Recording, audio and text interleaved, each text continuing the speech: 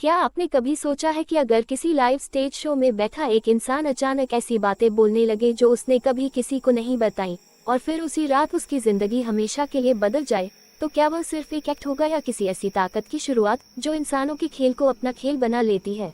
Auditorium खचाखच भरा हुआ था। तेज रोशनी, हंसती हुई भीड़ और कैमरों की चमक के बीच एंकर अगले कंटेस्टेंट का नाम पुकारता है। मंच पर एक साधारण सी लड़की आती है। उसके चेहरे पर हल्की मुस्कान थी, लेकिन उसकी आंखों में एक अजीब सी शांति थी, जैसे वह इस जगह पर जीतने नहीं बल्कि किसी अधूरे काम को पूरा करने आए हो। जजों में से एक मुस्कुराकर पूछता है, तुम्हारा नाम क्या है? लड़की बिना मुस्कुराए जवाब देती है, मेरा नाम प्रिशा है। दूसरा जज हंसते हुए कहता है, और आज क्या कमाल दिखाने वाली हो? प्रिशा धीरे से कहती है, मैं लोगों का भविष्य नहीं देखती, मैं उनके अतीत को सुनती हूँ। पूरा हॉल कुछ पल के लिए शांत हो जाता है। एक जज मजाक उड़ाते हुए कहता है, अच्छा तो आज हमारा भी हिसाब खोल दो। प्रिशा उसकी तरफ देखती है और सिर्फ इतना कहती है, कुछ सच कैमरे के सामने नहीं बोले जाते। जज की मुस्कान एक पल के लिए गायब हो जाती है, लेकिन वह बात बदल देता है। प्रिशा ऑडियंस की तरफ मुड़ती है और कहती है, मुझे एक वॉलंटियर चाहिए। कुछ हाथ उठते हैं। सामने बैठा सुदीप उत्साह से खड़ा हो जाता है। उसके साथ उसकी गर्लफ्रेंड रीता भी बैठी थी। रीता उसे रोकने की कोशिश करती है, लेकिन वह हंसते हुए कहता है, डर मत, बस एक शो है। वह स्टेज पर पहुंच जाता है।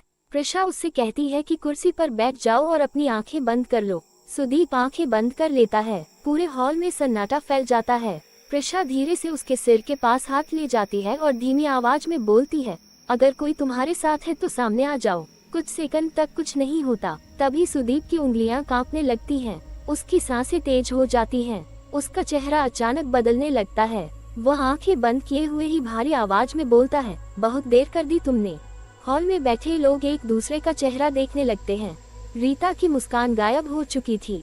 प्रिशा शांत रहती है। वह पूछती है, तुम कौन हो? जवाब आता है, जिसे इसने भुला दिया, लेकिन जिसने इसे कभी नहीं छोड़ा।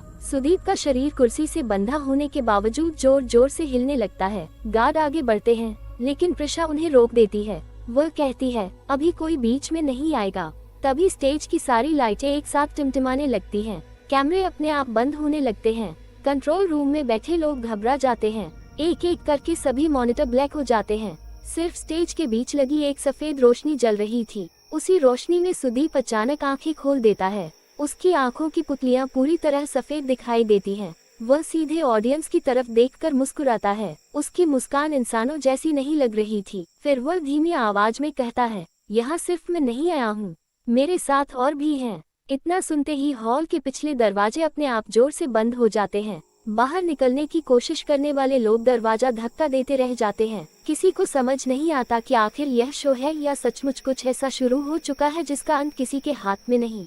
प्रिशा पहली बार घबराई हुई नजर आती है। वह अपनी जेब से एक छोटा सा ताबीज निकालती है और सुदीप के सामने रख देती है। ताबीज जमीन पर गिरते ही अपने आप जलने लगता है। प्रिशा के चेहरे का रंग उड़ जाता है। वह धीरे से बुदबुदाती है, ये कैसे हो सकता है? ये तो किसी साधारण आत्मा का काम नहीं है। उसी पल पूरे हॉल में एक बच्चे की धीमी हंसी गूंजती है, जबकि वहाँ कोई बच्चा मौजूद नहीं था। लोग अपनी सीटों से उठकर इधर उधर देखने लगते हैं। रीता डर के मारे सुदीप का नाम पुकारती है, लेकिन जवाब में सिर्फ वही आवाज सुनाई देती है, अब बहुत देर हो चुकी है। तभी स्टेज के पीछे लगा बड़ा पर्दा अपने आप फट जाता है और उसके पीछे एक पुराना लकड़ी का दरवाजा दिखाई देता है, जबकि उस जगह पहले कभी कोई दरवाजा था ही नहीं। दरवाजे के नीचे से काला धुआं धीरे धीरे पूरे स्टेज पर फैलने लगता है। प्रिशा समझ जाती है कि किसी ने बहुत पहले खोली गई एक बंद राह को फिर से जगा दिया है, और अगर वह दरवाजा पूरी तरह खुल गया तो वहाँ मौजूद कोई भी इंसान पहले जैसा वापस नहीं लौटेगा। तभी उस दरवाजे के दूसरी तरफ से किसी के धीरे धीरे कदमों की आवाज आने लगती है। पूरा हॉल सांस रोके उस आवाज को सुन रहा था, और हर कदम के साथ ऐसा महसूस हो रहा था जैसे किसी अनदेखी चीज का साया अब उन सबके बिल्कुल करीब पहुंच चुका हो। अगर आपको ये डरावनी कहानी पसंद आई हो तो हमारे YouTube चैनल को जरूर सब्सक्राइब करें।